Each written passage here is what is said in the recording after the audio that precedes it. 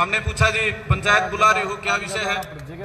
बोला जी सम्मानित करना है। मैंने कहा जी सम्मानित करने के साथ अगर समाज का भी कोई जिक्र करते हो आगे का पीछे का तो हम भी पहुंचेंगे और 150 भाइयों साथियों को लेकर पहुंचेंगे। तो भाई हरियाणा के बहुत सारे मेरे नौजवान साथी पहुंचे हैं, वो इस उम्मीद में पहुंचे हैं कि जिस प्रकार से हमारे 56 भाइयों का एक बड़ा हित का काम सतरोड़ खाप और सरुखाप द्वारा किया गया, उसी प्रकार से जाट आरक्षण मामले में जो 2010 से चल रहा है उससे जो पीड़ित भाई हैं, अलग अलग कारणों से पीड़ित है।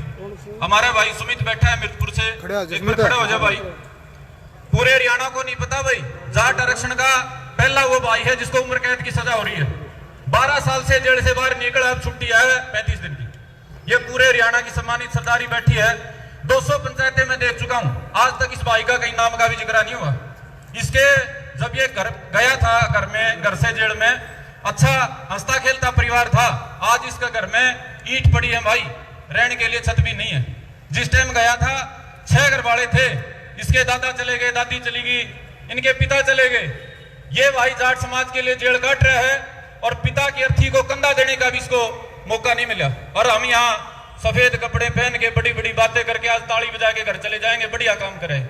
मेरे सम्मानित साथियों, कहना तो हम बहुत चाहते थे, लेकिन पंचायत की मर्यादा तय कर दी गई है कि पीछे की जो बातें जो साजिशें हुई हैं। क्या कारण था भाई कि 2016 में ये जो सिंधु परिवार के हमारे गणमान्य सरदार यहाँ बैठे हैं, ये मुकदमा दर्ज नहीं करवाना चाहते थे, बावजूद उसके मुकदमा दर्ज करवाया गया।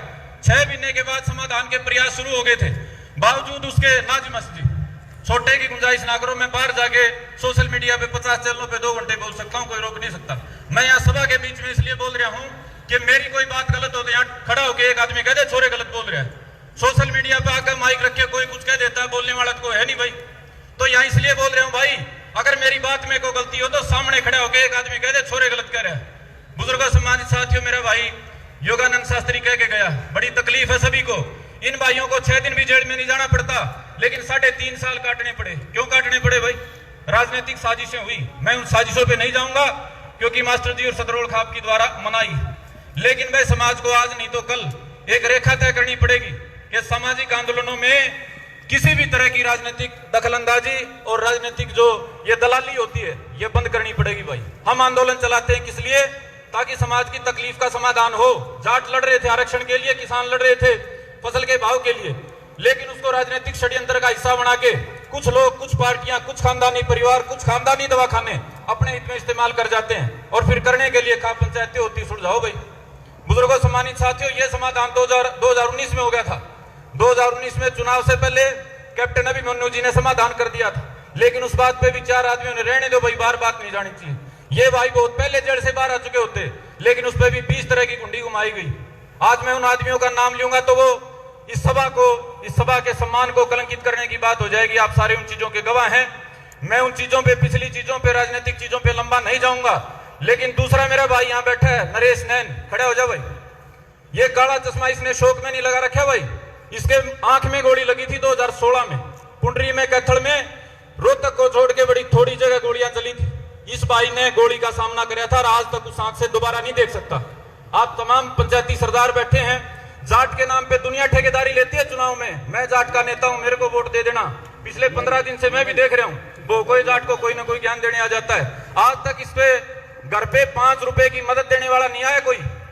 इस भाई के लाखों रुपए आंख पे लग लिए और आज तक खराब है, इसका जीवन खराब हो गया। और हम अपने आप को कहते हैं बोला ना बात ना बंद कर दे छोरे, लंबी बात ना करें। कब तक लंबी बात ना करें भाई? कब तक मर्यादा रखें?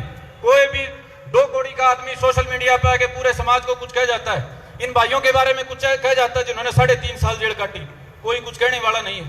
बुजुर्गों सम्मानित साथियों, आपने इस पंचायत में एक जो उद्देश्य था कि सम्मान देना है वो पूरा हो गया।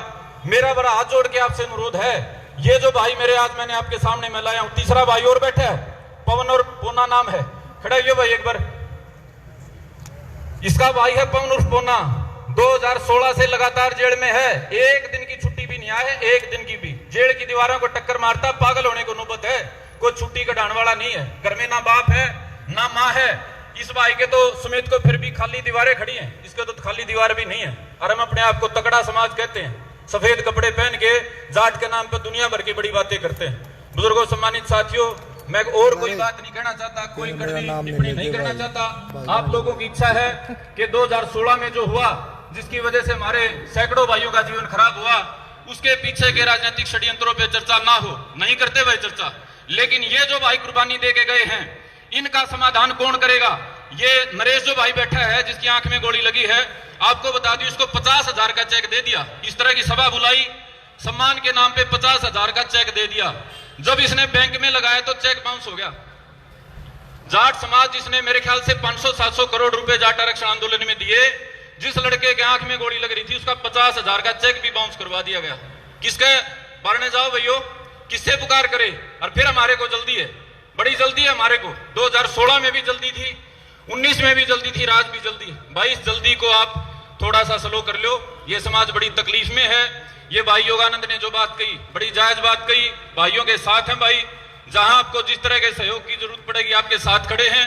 और ये जो भाई हैं भाई, इनके सहयोग के लिए मैं सतरोड़ खाप से, कैप्टन अभिमन्यु का पूरा परिवार बैठा है, उनसे अनुरोध करता हूं कि भाई कानूनी पैरवी करने के लिए भी और किसी तरह की राजनीतिक पैरवी करके इन भाइयों को, इनका जीवन जो बर्बाद हो चुका है उम्र कैद में, वो दोबारा से ये मुख्य धारा में लौट पाए, ऐसा सहयोग करने का प्रयास करें।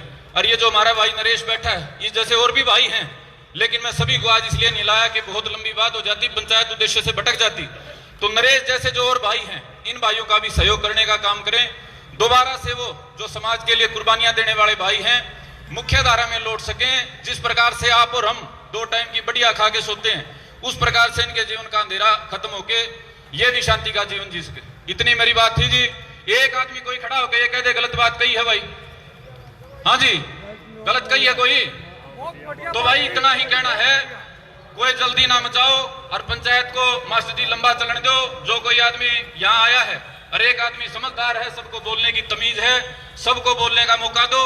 ये हमारे भाई राजेश धनखड़ाई हुए मजबूती से कहते हैं, विवाद में अगवानी करते हैं, गालियां खाते हैं, सुनते हैं, अब तक इनका कोई जिक्र ही नहीं। इस जैसे और बहुत सारे भाई हैं भाई, सबको बोलने का मौका दो मास्टर जी। इस पंचायत को दाबा मारने का प्रयास ना करो। यह बात 2020 में भी उन्हें कही थी, अगर दाबा ना मारो तो दाबा करे खराबा, कोई ना कोई अच्छी बात निकल के आएगी और अच्छी बात समाज का हित करेगी। आप सभी ने मेरी बात को सुना, आप सबका बहुत बहुत धन्यवाद। जय हिंद, जय भारत, जय भाईचारा, जय सिया राम। बहुत बहुत धन्यवाद भाई संदीप का।